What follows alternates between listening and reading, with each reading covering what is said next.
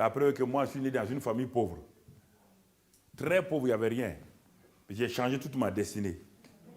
J'ai dit à ma mère, quand je partais au lycée, je n'étais pas chrétien, mais j'ai dit à ma mère, dans quelques années, je vais te rendre riche. Ma mère a souri. Elle ne croyait pas.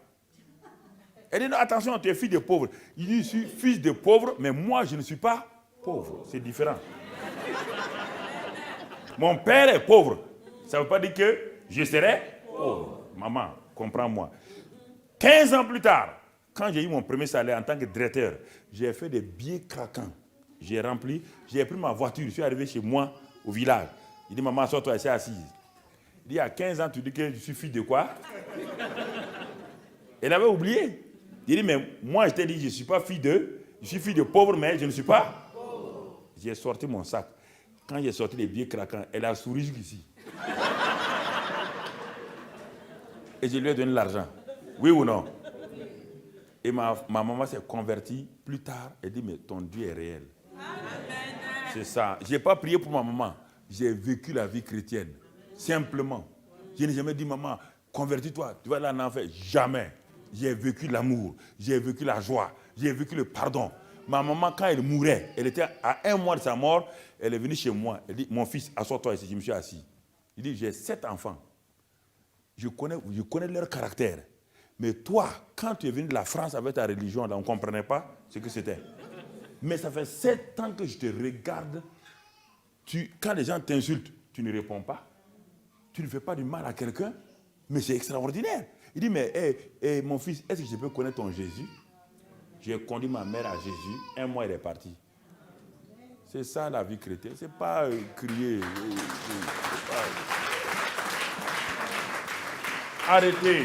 Arrêtez d'aller pleurer. Si vous partez jeûner, vous venez et vous criez sur votre maman, comment elle va courir à votre jeûne? C'est ça. Ce monsieur-là, il est parti prier. Il voulait être patient. Il était impatient de sa femme. Il est parti jeûner. Il a jeûné 3 jours. 3 jours de jeûne. Ça ramollit votre langue. 3 jours de jeûne contrôle votre vie, oui ou non? Vous devenez comment? Faible, non? Il est parti à la maison, faible. Il arrive devant sa porte. Il dit, je suis délivré de la patience, l'impatience.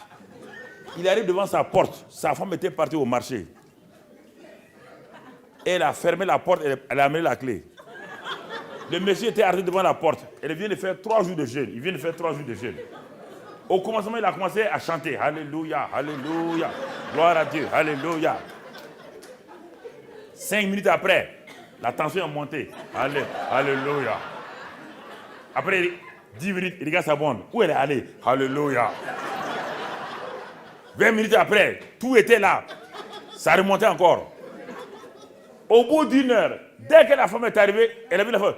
D'où viens-tu comme ça? D'où viens-tu comme ça? Alors Dieu lui a dit, retourne aller jeûner encore. Retourne, va jeûner, va jeûner. Retourne, va jeûner. Comme tu aimes le jeûne, là, va jeûner.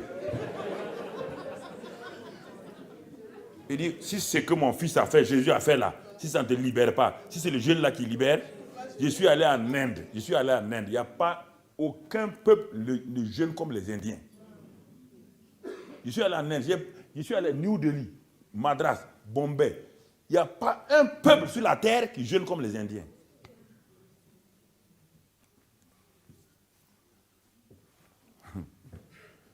Ok.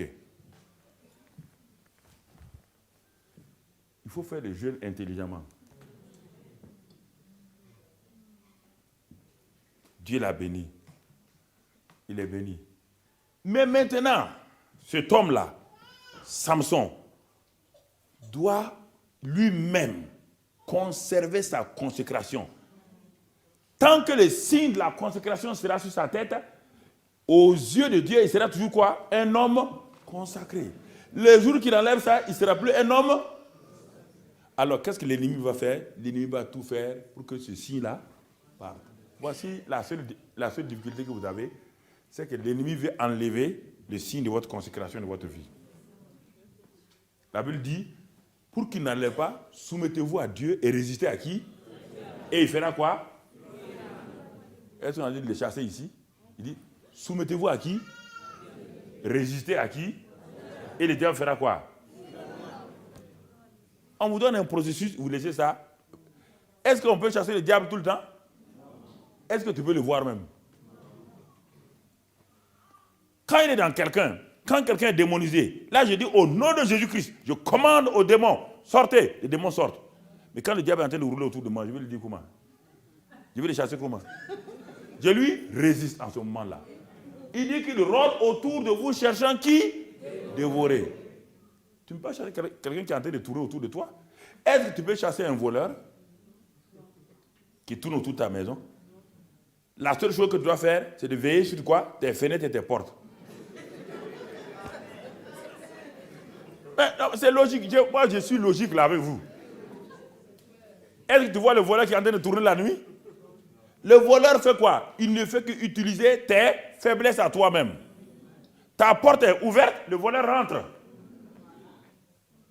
Et même si on attrape, il va dire au juge, mais monsieur, il a laissé sa porte ouverte. Alors, il m'a invité. Normalement, quand quelqu'un dort, il ferme quoi? Mais lui, il a laissé ouvert. Donc, il a invité qui? Les voleurs. Même le juge va dire, circonstance atténuante. Mais oui, monsieur, vous avez laissé votre porte ouverte. Il est rentré. Le diable ne peut rien faire si vous ne lui donnez pas accès. Si vous ne lui donnez pas accès, il va rôder autour, il ne pourra pas rentrer.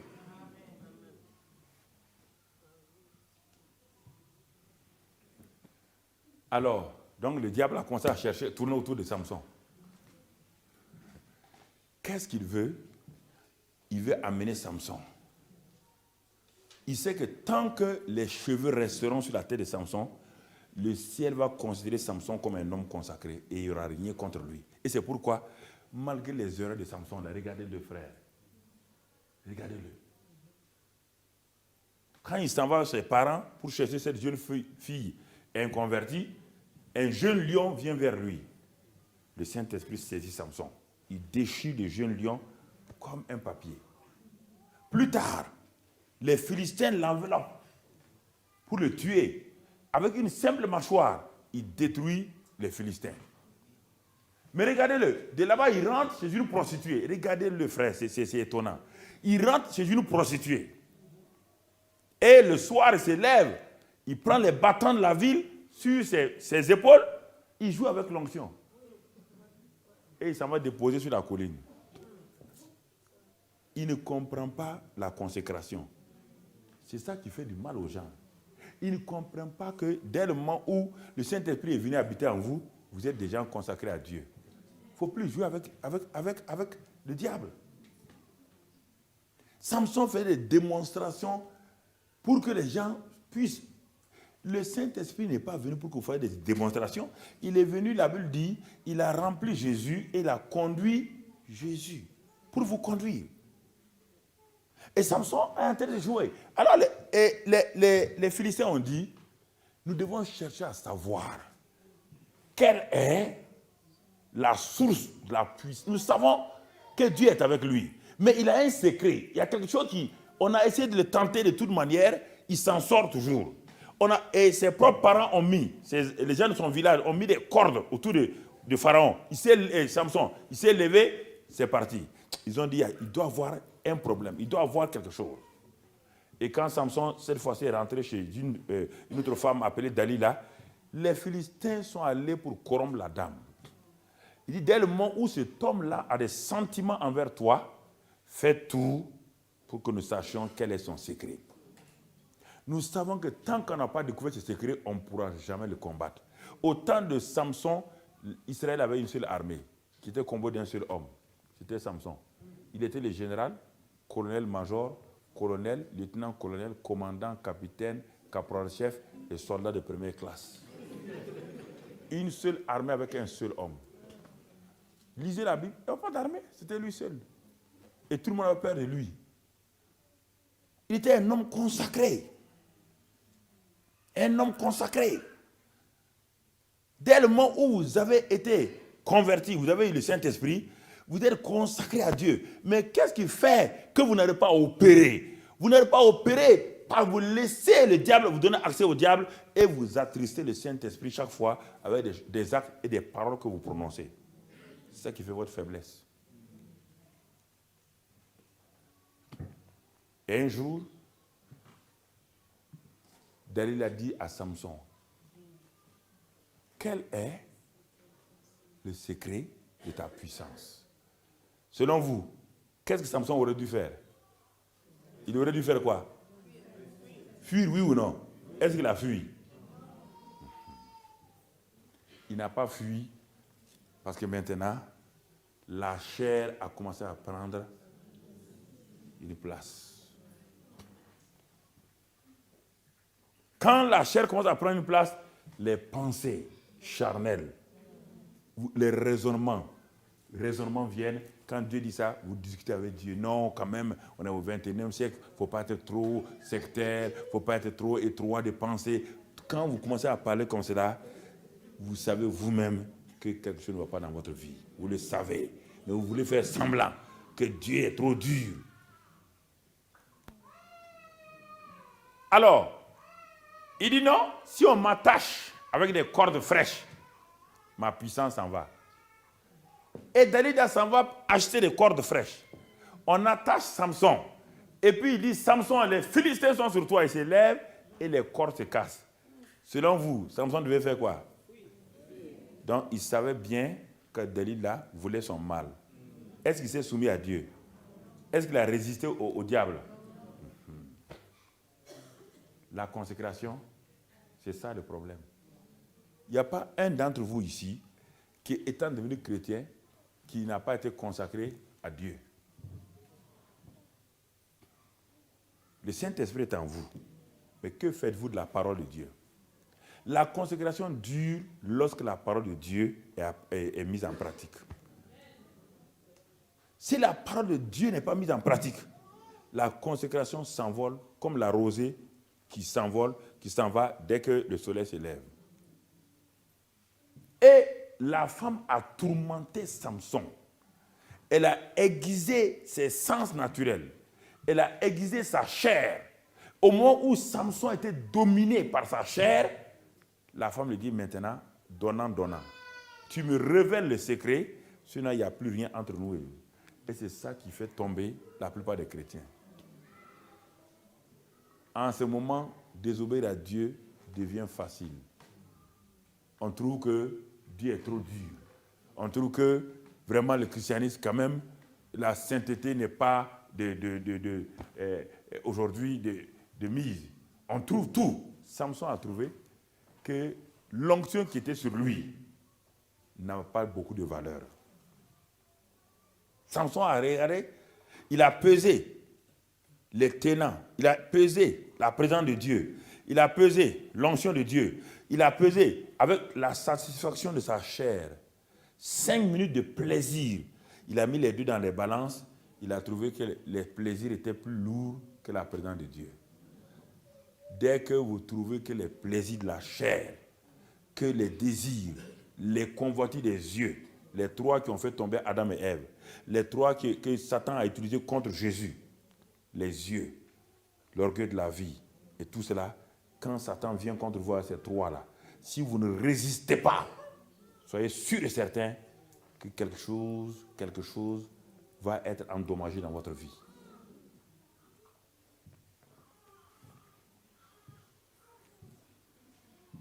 Parce que la consécration et la présence de Dieu sont étroitement liées. Parce que Dieu a prêté serment. Il a dit à la maman de Samson, tant que ton fils là, les cheveux seront ici là. Moi, Dieu, dans le ciel, je prête serment de ne jamais l'abandonner.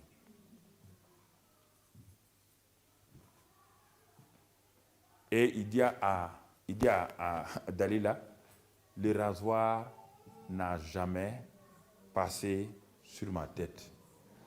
Dès qu'il a dit cela, le ciel s'est fermé.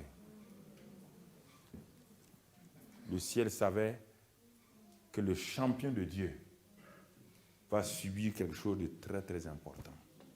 Va subir une tragédie, un drame mélangé, tragédie et drame mélangé va se dérouler sur la terre comme le jour où Adam a pris son autorité et l'a transmise simplement à l'ennemi. Le ciel se ferma. Et rapidement, Dalila a endormi Samson. Dès le moment où tu révèles le secret, le Saint-Esprit ne peut plus opérer. Il avait toujours les cheveux, mais il a déjà dit ce qui fait son autorité, ce qui donnait à sa position, la force a été déjà livrée. Il a été endormi comme un petit enfant s'endort. Et la bonne dame a pris des ciseaux, a coupé toute sa chevelure, a rasé. Et elle dit maintenant, Samson, les Philistins sont sur toi. Il dit, je me lèverai comme autrefois et je ferai. Il ne savait pas que l'Éternel, écoutez, très important ce soir-là. La partie importante, il ne savait pas que l'Éternel s'était retiré de lui.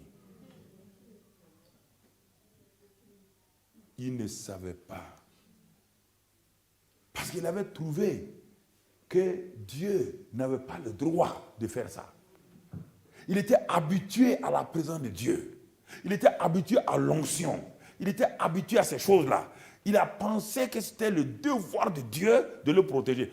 Dieu n'a pas de devoir de vous protéger si vous ne restez pas sur son parapluie. Dieu n'a aucun devoir ni envers moi, ni envers toi, si tu refuses de rester sous son parapluie. Aucun devoir moral. Dieu n'a ça. Et il devient comme un simple homme. Et les Philistins le prirent et détruisit ses deux yeux. Sa vision est partie. Il n'a plus de vision. Samson était un homme sans vision. Sans vue et sans vision. Les deux sont importants. La vue, c'est la fonction des yeux. La vision, c'est la fonction du cœur. Quand vous perdez les deux, c'est le plus grand drame que les nations, les gens ont perdu. Jeunes gens, vous qui êtes là, quelle est la vision que Satan a enlevée de votre vie? Vous regardez devant vous, il n'y a pas de vision, il n'y a pas de futur, il n'y a pas d'avenir. Pourquoi? Pourtant, il y a un avenir. Pourtant, il y a une vision claire et certaine. Mais pourquoi tant de jeunes chrétiens regardent et ils ne voient pas de vision autour d'eux? Ils ne voient rien. Tout est figé, tout est horizon. Ils ne pensent que le gouvernement, ils mettent tout sur le gouvernement. Ce n'est pas vrai, frères et sœurs. Un enfant de Dieu, qui a la vision de Dieu, qui marche dans la connexion avec le Saint-Esprit, a toujours une vision de son futur. A toujours la vision importante, a toujours un futur. C'est ainsi que Samson acheva de façon terrible son ministère. Il n'a jamais pu libérer son peuple. Au contraire, les Philistins ont doublé la souffrance du peuple. Il n'a jamais pu accomplir son ministère. Le fait d'avoir un ministère est une chose. Le fait d'être consacré et de rester consacré jusqu'à la fin est une autre chose. La Bible dit que la fin d'une chose vaut mieux que son commencement. Ce n'est pas le fait que ce n'est pas le fait que vous exercez dans la puissance de Dieu aujourd'hui que vous pouvez aller là. En 1996-97, j'avais une onction puissante sur ma vie, bien-aimés frères et sœurs. Une onction à tel point que je sors, il y a ces cassettes-là, parfois j'ai honte de les regarder. Je sors, je prends un mouchoir, je dis aux gens de se lever, je prends le mouchoir, je frotte sur mon habit, comme ça. Tout le monde est là debout. Et quand je fais comme ça, tout le monde est à terre. La puissance de Dieu se manifestait. Je disais aux gens, je disais par exemple, monsieur, venez ça. Il se lève, il marche, vient vers moi. À 1 mètre, 2 mètres de la chair, je dis, bon, je lève ma main comme cela. Les gens partaient. Et un jour, à l'angle, tout juste à l'angle de la chair où je prêchais, comme cette chair-là, cette strade-là, dans cet angle-là, j'étais en train de prêcher. La puissance de Dieu est venue sur moi. Sans me rendre compte, j'ai offensé le Saint-Esprit avec une parole. Je savais que c'était fini pour moi. Dès que j'ai dit ça, je savais que sous l'onction, il y a des paroles qu'il ne faut pas prononcer contre le Saint-Esprit. L'orgueil. Quand je suis descendu, la maladie a commencé dans mon poumon. Une pleurésie. 4 litres d'eau dans ce poumon. Les médecins m'ont tout fait pour me soigner. Ils ont fait toutes sortes de cortisone, ils ont tout mis. Le médecin français qui me suivait avec d'autres professeurs ont dit à ma femme, ils n'ont jamais vu une maladie aussi bizarre. C'est un cancer, c'est une tuberculose, ils ne comprennent rien. Ils ont fait la ponction. 5 jours plus tard, le poumon est rempli. Dieu m'a dit, va te coucher, on va régler un problème. Non, écoutez-moi, c'est très important. Et ce dont j'avais peur, c'était ce que les gens allaient dire en ville. Cet homme-là prie pour les gens sont guéris. Cet homme-là, quand il prie des malades, toutes sortes de guérisons. Dans cette période-là, j'ai vu des aveugles voir, des sourds entendre. Tout ça, c'est sur cassette. J'ai vu la puissance de Dieu. Et me voilà couché maintenant. 15 jours, 1 mois, 2 mois. J'ai dit à Dieu, Seigneur, qu'est-ce que les gens vont dire? Il dit, bon, plus tu vas t'inquiéter de ta réputation, plus tu resteras dans ce lit. Dieu a commencé à travailler ma vie, frère. Il a commencé à opérer mes sentiments qui ne lui plaisaient pas. Il m'a dit, appelle les anciens de l'église. Il les a appelés. Fais-les asseoir dans le salon, ils sont venus s'asseoir. Il dit, dis-leur, tout ce que tu as fait qui n'est pas bien, entre vous, tu as confessé. Ils ont prié pour moi. Dieu dit, c'est pas fini. Il dit, tes enfants, tu crois que tu es un bon père? Tu crois ça? Il dit, oui. Appelle tes enfants, ta femme, appelle-les. Va te coucher. Les enfants sont venus. Ils ont commencé un à un. Le plus jeune. Il dit, mais qu'est-ce que tu parles de papa? Il dit, ah, papa, il aime crier, il aime ceci, il aime cela. Quand il a fini, la deuxième fille, en commençant par le bas, la fille. Ensuite, le garçon, un autre garçon, parce que j'ai 2 filles, 2 garçons. Ensuite, la première. J'étais couché dans mon lit, j'entendais ce que les enfants voyaient en moi, mais je transpirais. J'étais totalement mouillé des réflexions de ce que mes enfants disaient sur moi-même. Pasteur de la plus grande église, faisant des miracles, faisant des croisades partout. Sa propre famille le lavait et j'étais lavé, posé là. Dieu me dit, c'est la plupart de vos... C'est ça mes serviteurs.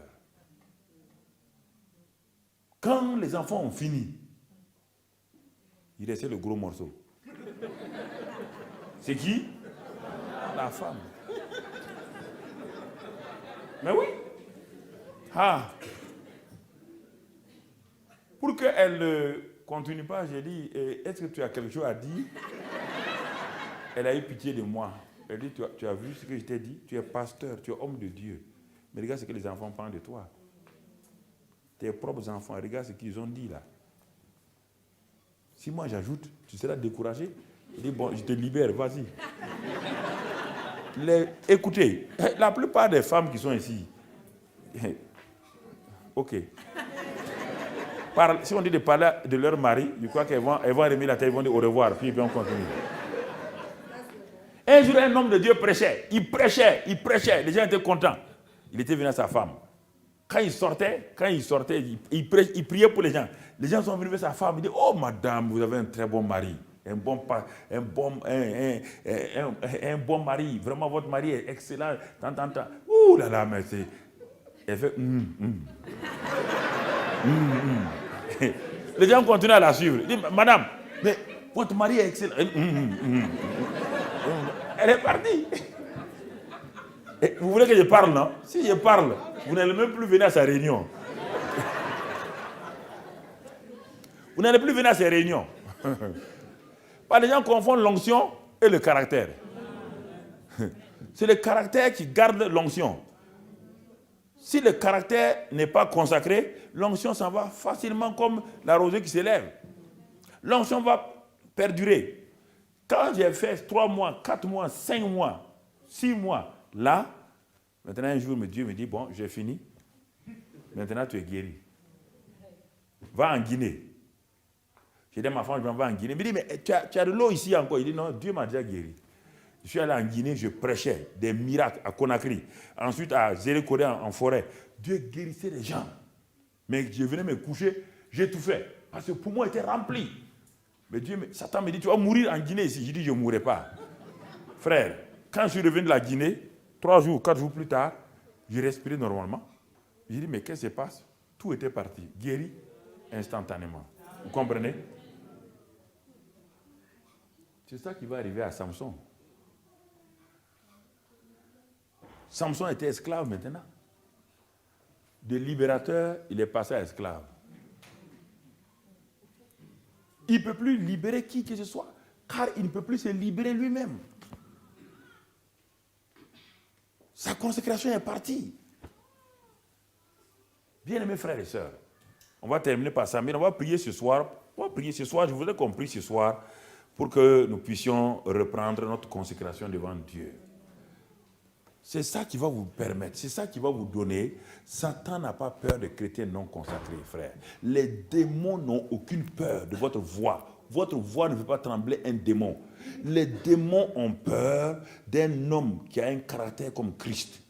D'un homme, d'une femme qui a un caractère comme Christ.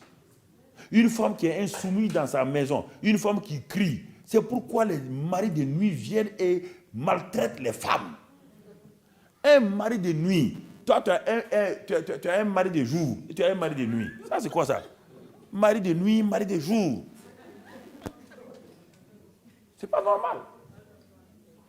C'est pas normal. Il y a quelque chose qui fait qu'ils sont tenus. Il y a quelque chose qui tient ces choses-là.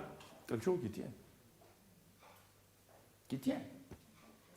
Alors, bien aimés frères et sœurs, Samuel, quant à lui, quand on lit dans Samuel, 1 Samuel, sa mère aussi était stérile. Et comme elle était stérile, alors sa mère cherchait aussi un enfant. Mais c'est elle qui a demandé à Dieu, elle a fait un vœu à Dieu. Elle dit à Dieu, si tu me donnes un enfant, je vais te le consacrer et je fais le vœu que le rasoir ne passe jamais sur ta tête. Vous trouvez dans 1 Samuel 1. Oui. Quant à Samson, ça, c'est Dieu qui a dit sois consacré. Mais Samuel, ça c'est la maman qui a demandé. Et s'il me donne un enfant, je vais te donner cet enfant, il sera consacré. Donc Dieu a exaucé et l'enfant est venu. Quand l'enfant est venu, nous allons lire. Après Juge, on a Samuel. Après le livre de Juge, on a Samuel. Quand l'enfant a commencé à grandir, on va lire quelques passages. Dans 1 Samuel 1, verset... On va aller directement à 1 Samuel 2, 1 Samuel 1, verset 12. Verset 12, regardons rapidement. Verset 12 et 13. Bon.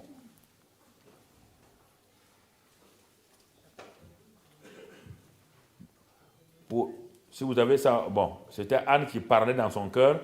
On va avancer au verset... même un peu plus loin, parce que tout cela concerne vraiment la vie de... au verset 22, il est dit là-bas, mais Anne ne monta point, et elle dit à son mari, lorsque l'enfant sera sévré, je le mènerai, etc., etc. Au verset 28 maintenant, aussi je veux prêter, quand elle est partie, je veux le prêter à l'Éternel, et il sera toute sa vie prêté à l'Éternel, et ils se prosternaient là devant l'Éternel. Donc, ils sont allés pour donner l'enfant à Dieu, comme un enfant consacré à Dieu. Regardons 1 Samuel, chapitre toujours 1, chapitre 2 maintenant. Regardons ce qui se passe là-bas. Au verset, nous allons lire verset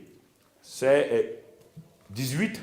Samuel faisait le service devant l'Éternel et cet enfant était revêtu d'un éphod de lin. Il faisait le service devant l'Éternel et il était habillé d'éphod de lin. Ensuite, autre verset 21.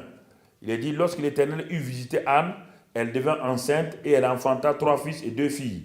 et le jeune Samuel grandissait auprès de l'Éternel. Toujours, Samuel encore, verset 26. Le jeune Samuel continuait à grandir et il était agréable à l'Éternel et aux hommes. Vous voyez la consécration, on n'a pas le temps de développer tout cela. Ce sont les termes de consécration. Donc, Samuel lui-même a fait la part alors que Samson n'a jamais fait la part. C'était un enfant consacré et il s'est basé sur la consécration que Dieu avait donnée sans laisser son caractère changer. Mais par contre, Samuel ici, sa maman lui a dit qu'il est consacré. Dès qu'il a été sevré, sa maman l'a amené au temple pour le donner à Élie. Mais on le voit ici que cet enfant qui grandissait là avait la crainte, il a développé son caractère. Il a développé son caractère pour qu'il puisse plaire à Dieu. On dit qu'il plaisait à Dieu. Pourquoi on parle de ça ici? Parce qu'au même moment, dans le même temple, il y avait d'autres jeunes gens. Il y avait le souverain sacrificateur Élie, sans eux. Ce n'est pas le prophète. Mais Élie, qui avait 2 enfants. Regardez, eux, on va découvrir, ils ne sont pas consacrés. Regardez, ils sont des sacrificateurs non consacrés. Le jeune Samuel était un jeune homme au service d'Élie. On n'a même pas donné son titre. Il n'est ni prophète, on ne le connaît pas encore. C'est vrai, chez Dieu, il est prophète, mais on ne connaît pas ce qu'il est. Mais le titre n'était pas important aux yeux de Samuel. Ce qui était important, c'est de plaire à Dieu. Étant donné que sa maman lui a dit, tu es un enfant consacré, le rasoir ne passera pas sur ta tête, donc ne bois pas ni liqueur ni vin, soit consacre tout ton corps à Dieu, ne livre pas ta vie aux femmes. Donc, Samuel a fait textuellement ce que sa mère a dit. Donc, la consécration commence lorsque tu sais que le Saint-Esprit est en toi. La consécration commence par toi-même. C'est toi-même qui dois décider de livrer ta vie entièrement à Dieu. Et le jeune Samuel a commencé à laisser sa vie se former, son caractère se former, quand il est parti se soumettre à Élie, le souverain sacrificateur. Il était au service de Dieu, mais soumis à un homme qui était imparfait. Mais le jeune Samuel n'a jamais dit à Élie, tu es un pasteur imparfait, tu es un homme de Dieu imparfait. La plupart des gens perdent leur ministère parce qu'ils ne connaissent pas l'humilité et la soumission. L'humilité et la soumission sont les 2 piliers qui soutiennent la consécration. L'humilité et la soumission, ce sont 2 éléments. On ne se révolte pas contre un père spirituel. On ne se révolte pas contre une autorité spirituelle que Dieu a placée au-dessus de vous. Samuel n'a jamais critiqué ni les enfants d'Élie, ni Élie lui-même. Jamais. Ça ne se fait pas dans le monde spirituel de Dieu. Jamais. Et pourtant, les enfants d'Élie, regardons-le, ils sont sacrificateurs. Ils ont un titre plus élevé que Samuel. Regardons-les au verset 12. Toujours de 1 Samuel 2, les filles d'Élie étaient les hommes pervers. Ils ne connaissaient point l'Éternel. Et voici quelle était la manière d'agir de ces sacrificateurs, vous voyez bien, à l'égard du peuple. Lorsque quelqu'un offrait un sacrifice, le serviteur et du sacrificateur arrivaient au moment où l'on faisait cuire la chair, et tenant là à la main une fourchette et à 3 dents. Vous voyez bien? Et verset 17, ces jeunes gens se rendaient coupables devant l'Éternel d'un très grand péché parce qu'ils méprisaient les offrandes de l'Éternel. Ils étaient complètement le contraire de Samuel. Dans une même église locale, voici 2 jeunes pasteurs qui sont déjà pasteurs consacrés, qu'on a consacrés selon les termes. Mais ils ne vivent pas la consécration. Ils couchaient avec les femmes. L'argent de l'église, ils utilisaient ça. Ils escroquaient les gens qui venaient au temple. Et il y avait un autre jeune homme là-bas qui s'appelle Samuel. Il n'est même pas encore stagiaire. On ne l'a même pas confirmé. On n'a rien fait. Sa mère lui a dit seulement, je m'en vais te prêter à Dieu. On vient de le couper. C'est-à-dire qu'il a été sévré. Mais il a compris quel est l'importance de la consécration. Mais par contre, ces 2 sacrificateurs-là, on dit nous sommes sacrificateurs, on est déjà établis par Dieu, vous savez, on nous a reconnus officiellement, on peut vivre comme on veut. Ce n'est pas vrai, frères et sœurs. Ce n'est pas vrai. Et on va voir la différence. Au chapitre 3 maintenant, il y aura une différence. Le jeune Samuel était au service de l'Éternel devant Élie. La parole de l'Éternel était rare en ce temps-là. Les visions n'étaient pas fréquentes. Vous voyez bien, quand il manque la consécration, les églises deviennent tièdes. Les églises deviennent tièdes. Dieu ne parle plus. Ce sont les hommes qui parlent. Ce sont les hommes qui dictent leurs lois. Ce sont les hommes qui, les comités cassent les églises. Les églises sont divisées, s'en vont se reconstituer plus loin. C'était la même chose. La parole de Dieu était rare. Non pas qu'il n'y avait pas la loi, il y avait la Torah. Mais la parole de Dieu vivante était rare. Dieu ne parlait plus. La révélation n'était plus là. Les dons spirituels ne se manifestaient plus. Pourquoi? Parce que ceux qui étaient censés manifester ça, les filles d'Élie et Élie, étaient simplement dans la désobéissance. Et comme le jeune Samuel, il était jeune, consacré, mais il ne connaissait pas Dieu, il ne pouvait pas... Alors qu'est-ce que Dieu va faire? Dieu va venir au secours de son peuple. Et quand Dieu va venir, frère, il est dit que, en ce même temps, Élie, qui commençait à avoir les yeux troubles et ne pouvait plus voir, était couché à sa table, à sa place. Vous voyez, Élie n'avait pas de vision. Il n'avait pas de vision, il était couché à sa place. Quand la consécration s'en va, on devient aveugle. Comme Samson. Ici, Élie, même chose. Il n'entend plus Dieu, il ne voit plus Dieu. Comment un chrétien qui peut avoir le Saint-Esprit en lui, qui n'entend pas Dieu, qui ne voit pas Dieu? Moi, ça, j'ai cherché à comprendre qu'aujourd'hui, ça fait combien... J'étais quoi? Qui n'entend pas Dieu, il faut tout le temps que quelqu'un prie pour toi que Dieu t'entende. Quelqu'un ne voit pas. Frère, réfléchissez là. Il faut que quelqu'un prie pour vous. Dans l'ancien temps, il y avait un seul prophète. Dans le nouveau temps, tout le monde est roi et sacrificateur. Tout le monde a le Saint-Esprit. Dans l'ancien temps, il y avait 3 groupes de gens qui avaient le Saint-Esprit. Les rois, les sacrificateurs et les prophètes. Mais aujourd'hui, tout le monde a le Saint-Esprit. Mais malgré le Saint-Esprit qui est dans les gens, il ne peut pas entendre Dieu.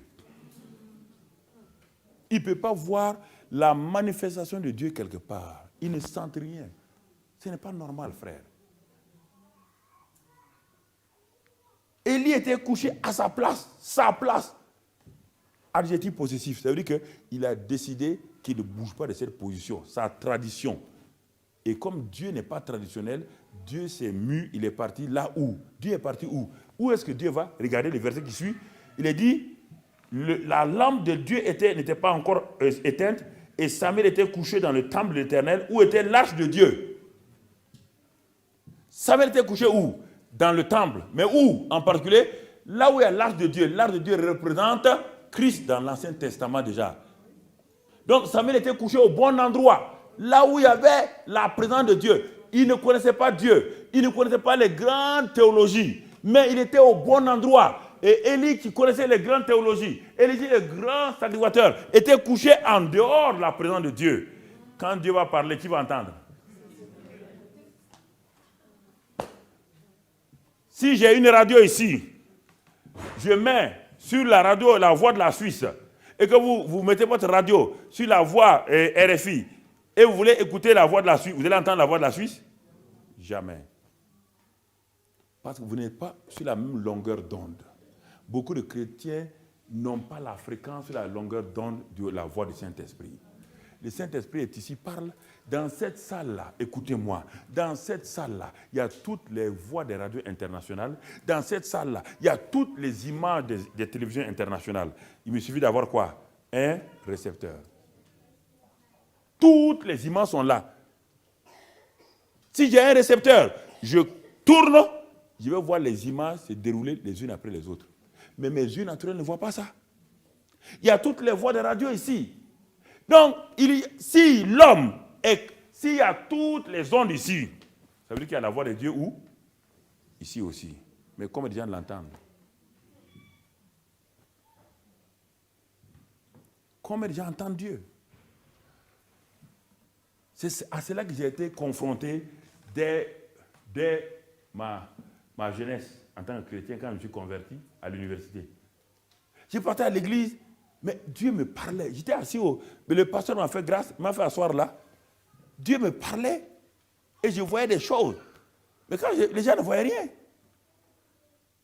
Il dit, mais vous n'entendez pas ce que Dieu dit? Ah non. Vous ne voyez? Ah non, on ne voit rien. Ah, mais comment ça? Mais vos yeux naturels voient, oui, nos yeux naturels voient. Vos yeux naturels entendent ce qu'on dit, oui. Mais vous êtes né doublement, non? Vous êtes né dans la chair, c'est pourquoi vos yeux naturels voient. Vous êtes né dans la chair, vos oreilles naturelles entendent. Vous êtes né aussi spirituellement. Si vous êtes né spirituellement, vos oreilles spirituelles doivent entendre. Vos yeux spirituels doivent voir. Est-ce que c'est normal? Est-ce que votre situation est normale? Il faut dire non. Il faut me regarder. C'est normal? Tu n'entends pas Dieu. Tu ne vois pas Dieu. Tu ne vois pas la manifestation du royaume. C'est normal? Je ne comprends pas. Mais pourtant, quand tu ne vois pas, tu cours vite chez qui? Quand tes yeux sont brouillés, tu cours chez qui? Quand tes oreilles n'entendent plus, tu vas où?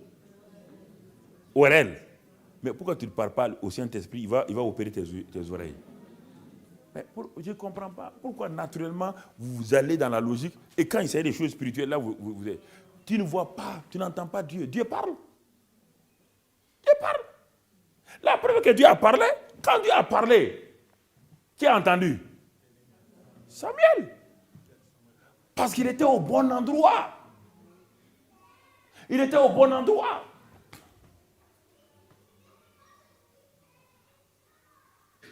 Il était au bon... 3 mois, quand je suis converti, on était dans la grande assemblée de toutes les églises assemblées de Toulouse. Et on devait construire la nouvelle église de Toulouse. En ce temps, toutes les églises de France, Assemblée de Dieu, 100 personnes, 200, 300. Et notre église de Toulouse devait être la plus grande, à 500. Mais pour faire cela, on a fait une grande assemblée générale de toutes les églises de Toulouse.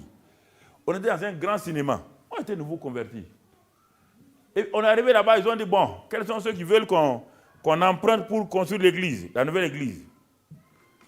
Les gens ont levé la main. Le Saint-Esprit m'a dit, ne lève pas ta main. Je ne connais pas le Saint-Esprit bien, mais il m'a dit, ne lève pas ta main. Et puis on a dit maintenant, qui est contre? Je lève ma main et il se trouve que c'est moi. Je voulais baisser. Dieu a dit, ne baisse pas. Et mon pasteur, qui me dit, Mamadou, mais pourquoi tu ne veux pas qu'on emprunte? Il dit, moi, Dieu vient de me dire, ici, là, j'étais assis au fond, Dieu vient de me dire qu'il va payer tout. Qu'il n'y aura pas de dette, il va tout pourvoir. Tout le monde a éclaté en rire. Vous entendez? Tout le monde a éclaté de rire. Et tout le monde m'a fait une leçon en disant, quand je suis sorti pour aller à l'université, les gens me suivaient. Mamadou, tu sais, tu es un jeune chrétien, tu ne comprends pas les choses. Il dit, mais ce n'est pas une question de comprendre. Moi, j'ai entendu Dieu qui m'a dit qu'on ne va pas emprunter. Non, Mamadou, tu sais, quand on est nouveau comme ça, on est un peu zélé. Bon, dans 3 mois, ton zèle va diminuer. Tout le monde voulait me convaincre. Mais j'ai dit, frère, est-ce que naturellement, moi, un nouveau converti peut s'opposer à ses pasteurs? Est-ce que j'ai fait l'orgueil? Non, vous avez dit qui est contre? J'ai levé ma main. On m'a dit pourquoi? Il dit, moi, Dieu m'a dit qu'il va payer. Voilà ce que je vous ai dit. Est-ce que j'ai dit que j'ai l'argent? Je ne sais pas. Mais pourquoi bon, moi, je me suis tué, on est allé à l'université. 1 an plus tard, on vient pour faire l'Assemblée générale encore. Le bâtiment est fini. Maintenant, quand on arrive le bâtiment est fini, on a fait l'Assemblée générale dans le nouveau bâtiment. Tous les pasteurs étaient assis devant, là. Et quand ils ont fini, les trésoriers sont levés, ils ont fait le point du nouveau bâtiment. Ils ont dit, frère, Dieu a fait grâce. Tout le monde écoute. Il dit, bon, voilà, il y a eu ça, il y a eu ça, il y a eu ça, des frères ont amené ça, des frères. Donc le bâtiment a été payé sans dette. Tout le monde dit, Mamadou, tu avais raison. Il dit, moi je n'ai pas raison. Depuis ce temps-là, Dieu parle. Écoutez, je vous donne un exemple et je vais m'arrêter là. La consécration, c'est lorsque j'étais en Inde. J'étais en train de prier dans une tour de prière en Inde. Nous étions là, tous, la tête, le front contre le sol. On priait, on louait Dieu, on adorait Dieu. À un moment donné, la voix de Dieu me dit, lève ta tête. Lève ta tête. Mais j'ai résisté. J'ai dit, non, mais pourquoi lever ma tête? Nous tous, nous sommes en train d'adorer Dieu. J'ai cru que c'était Satan qui me parlait. Ensuite, la voix de Dieu retentit plus fort. Lève ta tête. J'ai résisté. Quand c'est comme ça, le Saint-Esprit va mettre une force. Il est fort. Maintenant, quand il fait cela, dès qu'il a la troisième fois, il dit, lève ta tête. Ça, c'était prompt et clair. Écoutez, frère. Non, ma soeur, écoutez très bien. Quand je dis des choses importantes, ça peut vous arriver. Et ça ne sera pas de rire en ce moment-là. J'ai levé ma tête. Quand j'ai levé ma tête, au moment où j'ai levé ma tête, je me suis assis comme ça. Une grosse boule est venue s'écraser là où est ma tête. Toute la reine de prière s'est arrêtée. En une seconde, ma tête était écrasée en Inde. Et je regarde le plafond. Tout le monde, on dit, mais les techniciens ont couru, on dit, mais d'où c'est venu ça? Savoir écouter la voix du Saint-Esprit est la chose très importante. Samuel a écouté Dieu. Quand il a écouté Dieu, Dieu l'a élevé. Il est devenu le porte-parole de Dieu dans son époque. Il a dit que tout le monde courait pour aller à Samuel parce qu'il était chez lui la parole de qui? De Dieu. Quand les gens voulaient consulter Dieu, tout le monde allait où? Chez Samuel. Parce qu'on savait qu'il avait la parole de Dieu. Est-ce que Samuel était extraordinaire? Non. Est-ce que Samuel était exceptionnel? Non. Parce qu'il a développé l'écoute de la voix de Dieu. Il a développé la communion avec l'Esprit Saint. Il a développé l'obéissance. Il a développé. Donc, il s'est livré à Dieu. C'est ça qui a permis à Samuel d'être un des prophètes les plus extraordinaires parmi les prophètes de l'Ancien Testament. Alors, ce soir, fermons nos Bibles, on va voir devant Dieu. Mon frère, ma soeur, nous sommes venus pour traiter un sujet, la consécration. Et regarde ta vie ce soir. Dès le moment où tu as été converti à Christ, où le Saint-Esprit est venu en toi, il a fait de toi le temple de Dieu. N'oublie pas cela. La Bible dit que tu es le temple du Saint-Esprit. Et que le Saint-Esprit habite en toi. Et comme le Saint-Esprit habite en toi, comment as-tu traité le Saint-Esprit? Quelle a été ta relation avec le Saint-Esprit? As-tu maltraité le Saint-Esprit? As-tu simplement fait ta propre volonté? Tu vois qu'aujourd'hui, ta vie chrétienne est très faible. Ta vie chrétienne est faible parce que tu n'as pas réalisé que tu devais simplement te livrer totalement à Dieu. Alors, quel est le domaine de ta vie où Dieu te parle ce soir, maintenant? Où le Saint-Esprit te parle? Quel est le domaine de ta vie? Est-ce l'intimidation des gens? C'est-à-dire que chaque fois que Dieu te parle, tu refuses d'obéir parce que tu crois que les gens ne croiront pas en toi. Tu penses que les gens vont te rejeter. Alors prends autorité sur l'esprit d'intimidation ce soir. Et dis à l'esprit d'intimidation toi désormais tu vas obéir à Dieu. Tu vas obéir à Dieu. Tu ne vas plus faire ce que les gens te disent de faire. Si ce n'est pas ainsi, s'il y a des domaines dans ta vie où tu ne pratiques pas, tu n'obéis pas à Dieu, quels sont ces domaines-là? Dis à Dieu que tu livres. Sont tes enfants que tu ne veux pas livrer à Dieu? Élie n'a pas voulu livrer ses enfants à Dieu. À la fin, ses 2 enfants sont morts violemment. Est-ce que tu as peur de livrer tes enfants, de consacrer tes enfants à Dieu? Est-ce que tu as peur de consacrer ton mari à Dieu? Tu dis, si je consacre mon mari à Dieu, et si après Dieu me l'arrache, Dieu ne l'arrachera pas. As-tu peur de consacrer ton travail à Dieu? Tu as un bon travail, mais tu dis, là où je suis, là, ça ne va pas du tout. Et si je consacre ça, il se peut que Dieu me dise d'abandonner le travail. Quelle est la partie de ta vie que tu n'as pas consacrée à Dieu? Quelle est la chambre que tu n'as pas ouverte à Dieu et que tu dois ouvrir ce soir? C'est une affaire personnelle, mon frère. Est-ce que ce soir, tu veux abandonner? Et tu peux dire, entre tes mains, j'abandonne cette chose-là, Seigneur. Prends tout, Seigneur, ce soir. Entre tes mains, j'abandonne tel aspect de ma vie où je n'ai pas consacré encore. Entre tes mains, j'abandonne tel aspect. Tu continues à venir à l'église, mais regarde, tu n'as pas de joie. Quand tu quittes l'église, tu perds la joie. Tu es seulement heureuse quand tu es à l'église. Quand il y a des bons chants, quand il y a un bon message, tu es heureux. Mais dès que tu quittes l'église, la tristesse vient, la souffrance vient, ma soeur, mon frère. Alors ce soir-là, Dieu veut te guérir. Si tu lui consacres ton corps, si tu dis à ce Dieu ce soir